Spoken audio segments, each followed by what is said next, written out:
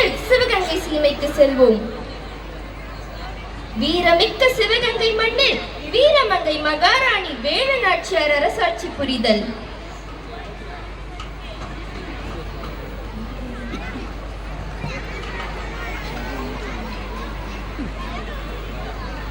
Video எடுக்கும் போது நகர்ந்துகிட்டே இருக்கும். மகாராணி அவர்களுக்கு வணக்கம். கர்னல் பேஞ்சோ அவர்களிடமிருந்து ஓலை வந்துள்ளது.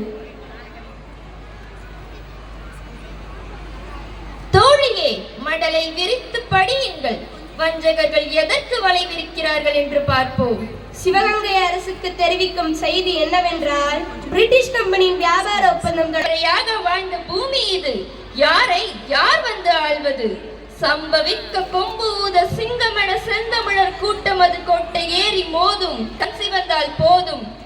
வெள்ளையரின் கும்பல் அது கொட்டி விட்டு நெல்லிக்கனி போல காலடியில் உருளும். தமிழர் வானமெல்லாம் போர் மேகம் திரளும்.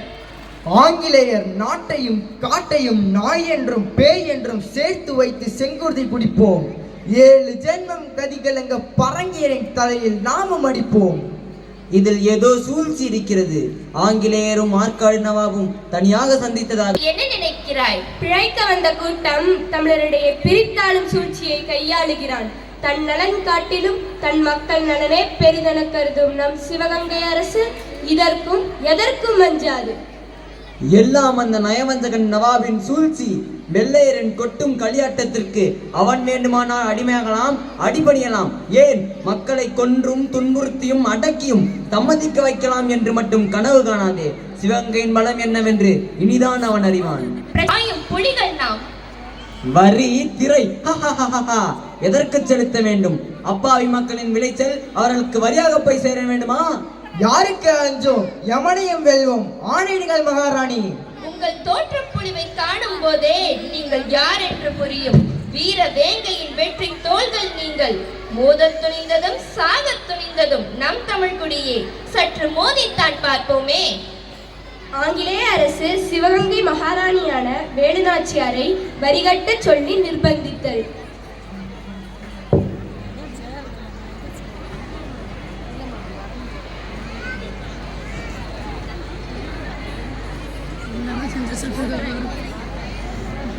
கன்னு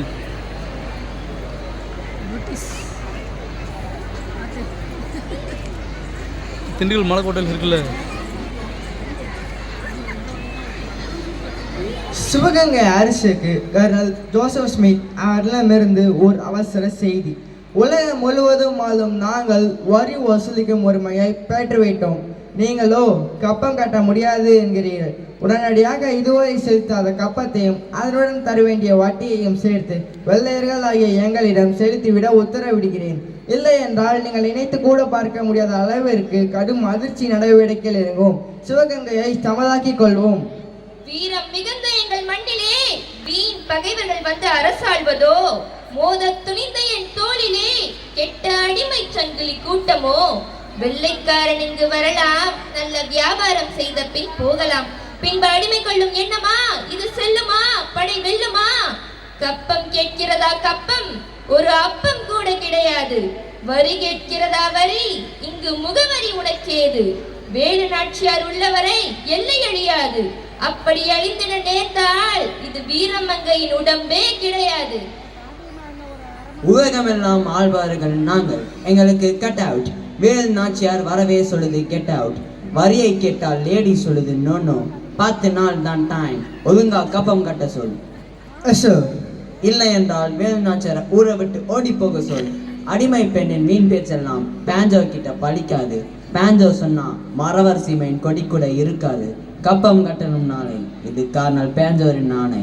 வரியை கட்டணுமா? வரி கோவிலை கட்டி, கோபுரம் கட்டி, மாட மாளிகையும் கட்டி, சத்திரம் கட்டி, சாவடி கட்டி, ஆடை பரி சேனை கட்டி ஆண்ட குளமடா தமிழ் குளம்.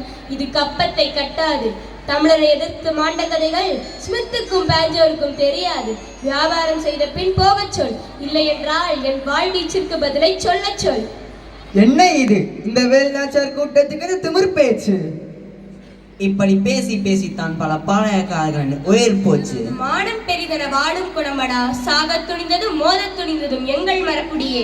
காலனை உதிக்கும் வீரத் தமிழனை மேலும் வியக்கச் செய்யும். பேரணியாக நாங்கள் திரண்டால் இரத்தமழை பெய்யும். கப்பத்தொகையை வேண்டுமென்றால் கொஞ்சம் குறைத்துக்கொள், இல்லை என்றால் கடனிற்கு நாங்கள் எதற்கு வரி செலுத்த வேண்டும்? அவனோ எம் எதிரி, அவனை விட நீ பெரும் எதிரி. எங்கள் பூமி இது, எங்கள் வானம் இது. உழைக்கும் கரங்கள் எமது, விளையும் பயிர்கள் எமது, வீர்வை ரத்தம் எமது. கப்பம் கேட்கிறதோ உமக்கு? ஓடும் நதிகள் எமது, பாயும் வாய்க்கால் எமது, காடுகள் மலைகள் எமது. கப்பம் எதற்கு உமக்கு? உணவும் உடையும் எமது. கப்பம் கப்பமா உமக்கு? எங்கள் சுதந்திர பூமி இது, எங்கள் முப்பாட்டன் சொத்து இது. எவருக்கும் அடிமையாகாமல் தம் பிடியிலும் கூட கிடையாது. எங்கள் அன்னை பூமி இது, செந்தமிழ் வளர்த்த நாடு இது. காலை பிடித்து கேட்டாலும் கப்பம் என்பது கிடையாது. நாடோடியாய் திரிகிறாய், வியாபாரம் செய்து பிழைக்கிறாய், பேராசை பிடித்து குறைக்கிறாய், தண்டனை என பழிக்கிறாய். உதிரம் மாறுபல் ஓடினாலும் சரி, உயிரே போனாலும் சரி, கப்பம் கட்ட முடியாது. எங்கிருந்தோ வந்த உமக்கு கப்பம் கட்டி வாழாது எம் தமிழ் குலம்.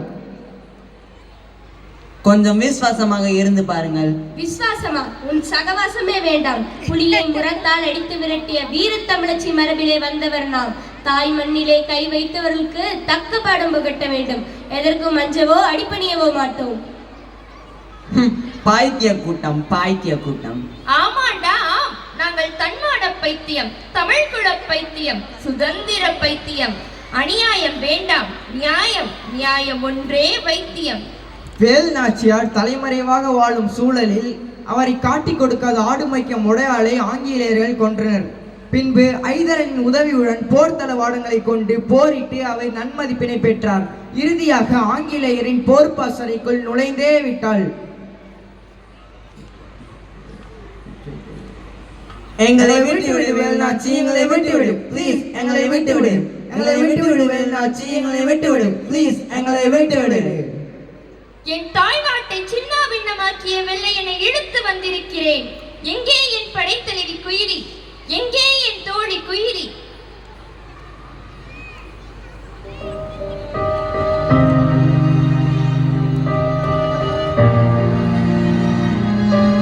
நித்தமும் போராடி மரணித்தாள் குயிலி.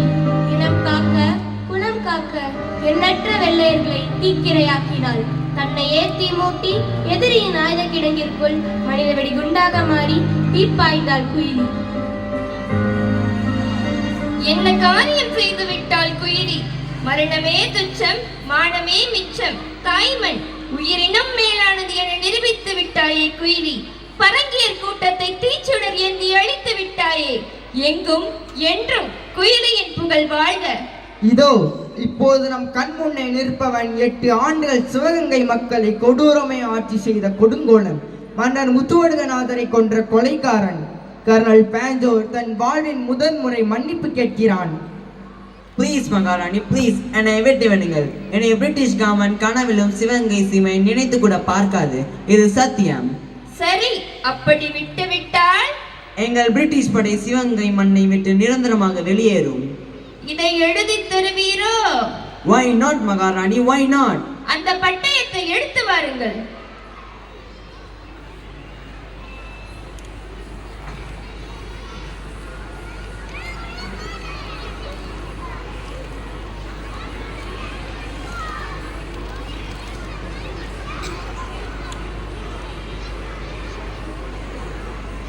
இவனை கொன்று செங்குருதி என் மக்களின் தியாகத்திற்கு காணிக்கையாக்குகிறேன்.